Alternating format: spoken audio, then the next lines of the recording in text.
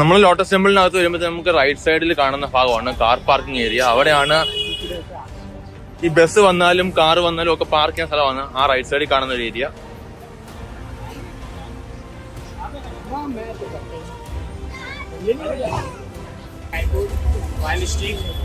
വ്ളോഗുമായി ബന്ധപ്പെട്ട് ആൾക്കാർ വരികയാണെന്നുണ്ടെങ്കിൽ ഇതാണ് parking slot. East south east district Delhi പോലീസിന്റെ അനുമതിയിലുള്ള പാർക്കിംഗ് സ്ലോട്ടാണ്. ഇവിടെ ഒരുമാതിരിപ്പെട്ട എല്ലാ കടകളും ഉണ്ട്.